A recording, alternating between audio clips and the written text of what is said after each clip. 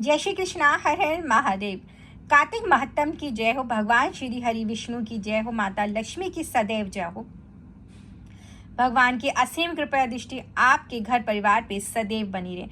जय श्री लक्ष्मी नारायण भगवान की जय। अब हम करेंगे कार्तिक महत्तम का 27वां अध्याय। एक दिन की बात है, विष्णुदास ने नित्य कर्म करने के पश्चात भोजन तैयार किया, किंतु उसे किसी ने चुरा लिया। चुराने वाले पर किसी की दृष्टि नहीं पड़ी। विष्णुदास ने देखा भोजन गायब है, फिर भी उन्होंने दोबारा भोजन नहीं बनाया, क्योंकि ऐसा करने पर सायंकाल की पूजा के लिए अवकाश नहीं मिलता। अतः प्रतिदिन के नियम के भंग हो जाने का भय था। दूसरे दिन उसी समय पर भोजन बनाकर वे ज्यों ही भगवान विष्णु को भोग लगाने के लिए गए, त्यों ही कोई आकर फिर सारा भोजन हड़प ले गया। इस प्रकार लगातार 7 दिनों तक कोई आकर उनके भोजन का अपहरण करता रहा। इससे विष्णुदास को बड़ा विस्मय हुआ। वे मन ही मन इस प्रकार विचार करने लगे, अहो, यह कौन प्रतिदिन आकर मेरी रसोई चुरा ले जाता है। कोई सा भी पाक बनाकर मैं तुरंत भोजन तो करूंगा ही नहीं, क्योंकि जब तक सारी सामग्री भगवान विष्णु को निवेदन ना कर लूं, तब तक मैं भोजन नहीं करता। प्रतिदिन उपवास करने से मैं इस व्रत की समाप्ति तक जीवित कैसे रह सकता हूँ। अच्छा, आज मैं रसोई की भली भांति रक्षा करूंगा। यूं सोचकर भोजन बनाने के पश्चात वे वहीं कहीं छिपकर खड़े हो गए। इतने में ही एक चंडाल दिखाई दिया, जो रसोई का अन्न हड़प ले जाने को तैयार खड़ा था। भूख के मारे उसका सारा शरीर दुर्बल हो रहा था। मुख पर दीनता छा रही थी। शरीर में हाड़ और चाम के सिवा और कुछ बाकी नहीं बचा था। उसे देखकर श्रेष्ठ ब्राह्मण विष्णुदास का हृदय करुणा से व्यथित हो उठा। उन्होंने भोजन लेकर जाते हुए चंडाल पर दृष्टि डाली और कहा, भैया जरा ठहरो ठहरो, क्यों रूखा सूखा खाते हो, ये घी तो ले लो। इस तरह बोलते हुए विपन विष्णुदास को आते देखकर चंडाल बड़े वेग से भागा और भय से मूर्छित होकर गिर पड़ा। चंडाल को भयभीत और मूर्छित देख द्विजश्रेष्ठ विष्णुदास वेग से चलकर उसके पास पहुंचे और करुणावश अपने वस्त्र के किनारे से उसको हवा करने लगे। तदंतर जब वह उठकर खड़ा हुआ तो विष्णुदास ने देखा वह चंडाल नहीं, साक्षात भगवान नारायण ही शंख चक्र और गदा धारण किए सामने विराजमान है। कटी में पीताम्बर, 4 भुजाएं, हृदय में श्रीवत्स का चिन्ह तथा मस्तक पर किरीट शोभा पा रहे हैं। अपने प्रभु को प्रत्यक्ष देखकर द्विज श्रेष्ठ विष्णुदास सात्विक भावों के वशीभूत हो गए। वह स्तुति और नमस्कार करने में भी समर्थ ना हो सके।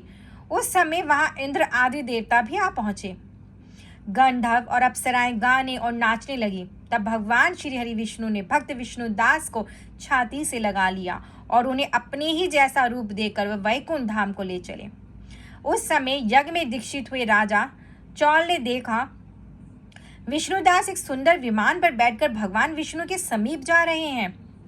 विष्णुदास को वैकुंठ धाम में जाते देखकर राजा ने तुरंत ही अपने गुरु महर्षि मृदुगल को बुलाया और इस प्रकार कहना आरंभ किया। राजा बोले, जिसके साथ लाग डांट होने के कारण मैंने ये यज्ञ दान आदि कर्म का अनुष्ठान किया, वह ब्राह्मण आज भगवान विष्णु का रूप धारण करके मुझसे पहले ही वैकुंठ धाम में जा रहा है। मैंने इस वैष्णव व्याग में भली भांति दीक्षित होकर अग्नि में हवन किया और दान आदि के द्वारा ब्राह्मणों का मनोरथ पूर्ण किया, तथापि अभी तक भगवान मुझ पर प्रसन्न नहीं हुए और इस ब्राह्मण को केवल भक्ति के ही कारण श्रीहरि ने प्रत्यक्ष दर्शन दे दिया।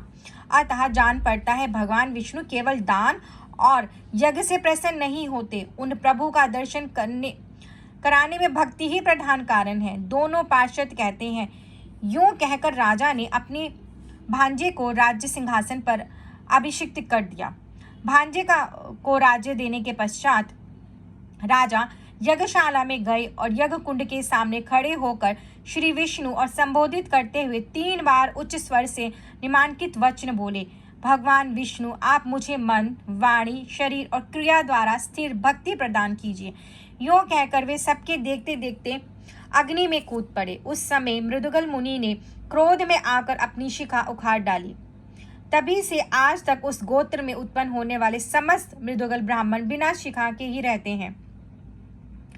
राजा ज्यों ही अग्नि कुंड में कूदे, उसी समय भक्तवत्सल भगवान विष्णु प्रकट हो गए और उन्होंने राजा को छाती से लगाकर एक श्रेष्ठ विमान पर बिठाया। फिर अपने ही समान रूप देकर उन देवेश्वर ने देवताओं सहित वैकुंठ धाम को प्रस्थान किया। उक्त दोनों भक्तों में जो विष्णुदास थे, वे तो पुण्यशील नाम से प्रसिद्ध भगवान के पार्षद हुए, तथा जो राजा चौल थे, उनका नाम सुशील हुआ। हम वे ही दोनों हैं। लक्ष्मी जी की प्रियतम श्री हरि ने हमें अपने समान रूप देकर अपना द्वारपाल बना लिया है। नारद जी कहते हैं, हे राजन, इस प्रकार विमान पर बैठे हुए विष्णु के दूतों ने धर्मदत्त को उपदेश दिया, कलह के साथ बैकुंठ धाम की यात्रा की। तत्पश्चात धर्मदत्त भी पूर्ण विश्वास के साथ उस व्रत में लगे रहे और शरीर का अंत होने पर अपनी दोनों पत्नियों के साथ वे भगवान के परम धाम को चले गए। जो पुरुष इस प्राचीन इतिहास को सुनता और सुनाता है, वह जगत गुरु भगवान की कृपा से उनका सानिध्य प्राप्त कराने वाली उत्तम गति पाता है। भगवान श्री लक्ष्मी नारायण की सदैव जय हो। आपके घर परिवार पे भगवान की असीम कृपा दृष्टि सदैव बनी रहे। मुझे आज्ञा दीजिए। जय श्री कृष्णा। हर हर महादेव। अब हम करेंगे कार्तिक महात्म का 28वां अध्याय।